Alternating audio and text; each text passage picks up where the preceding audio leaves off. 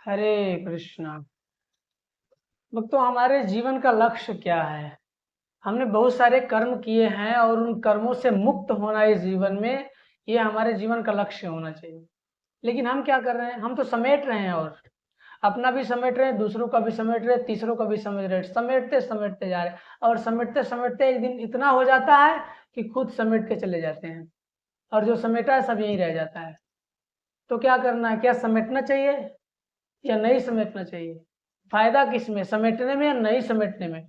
ये जानने के लिए हम भगवत गीता अध्याय 4 श्लोक संख्या 20 पढ़ते हैं। त्यक्त्वा कर्म फल असंगम नित्य तृप्तो निराश्रयः कर्मण्यभिप्रवृत्तो अपि नैव किंचित करोति सः। भगवान यहाँ बता रहे हैं कि अपने कर्म फलों की सारी आसक्ति को त्याग कर सदैव संतुष्ट तथा स्वतंत्र रहकर वह सभी प्रकार के कार्यों में व्यस्त रहकर भी कोई सकाम कर्म नहीं करता। बहुत सुंदर। हमारे जीवन का लक्ष्य कर्म बंधन से मुक्ति। और यहाँ बताया गया, कर्म बंधन से मुक्ति तभी संभव है जब मनुष्य पूर्णतया कृष्ण भावना भावित होकर कर्म करे। पूर्णतया कृष्ण भावना भावित होकर कर्म करने का मतलब है जो भी कुछ करे वो भगवान श्री कृष्ण के लिए करे। कुछ भी करे, है ना, कभी अपने लिए नहीं कुछ। जो कृष्ण भावना भावित जीव होते हैं वो अपनी इंद्रिय तृप्ति के लिए कुछ जुटाना नहीं चाहते। भौतिक संसार की सुविधा जुटा लेना, अच्छा घर हो जाना, अच्छी पत्नी हो जाना, अच्छे लोग हो जाना, कभी भी कृष्ण भावना भावित व्यक्ति या भक्त के लक्षण नहीं हो सकते हैं। उनका प्रत्येक कर्म कृष्ण के लिए होगा, प्रत्येक कर्म। यहाँ तक कि अपने जीवन निर्वाह के प्रति भी इतना जो है आसक्त नहीं होते हैं, कैसे मेरा जीवन चलेगा कैसे नहीं चलेगा। अपने आप को भी कृष्ण पर आश्रित समर्पित कर देते हैं। तो इस प्रकार करने से कृष्ण उनकी रक्षा करते हैं, है ना।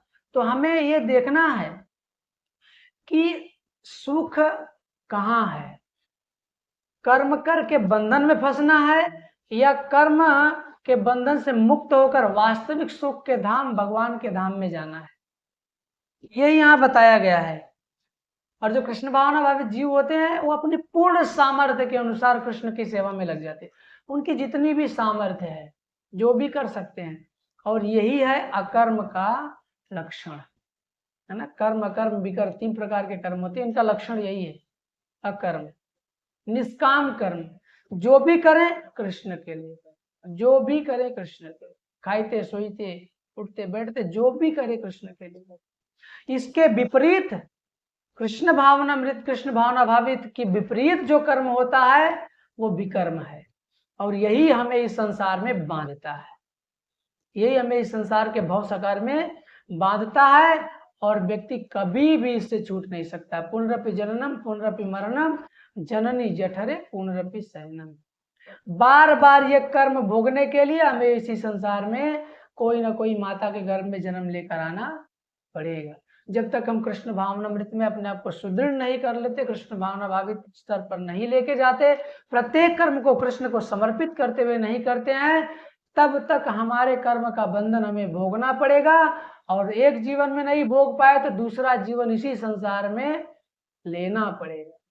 तो कर्म बंधन से मुक्ति चाहिए तो अकर्म अर्थात निष्काम कर्म करना, जो कुछ करें कृष्ण को समर्पित। तदीय वस्तु गोविंदम तुभ्यमेव समर्पये। हरे कृष्ण।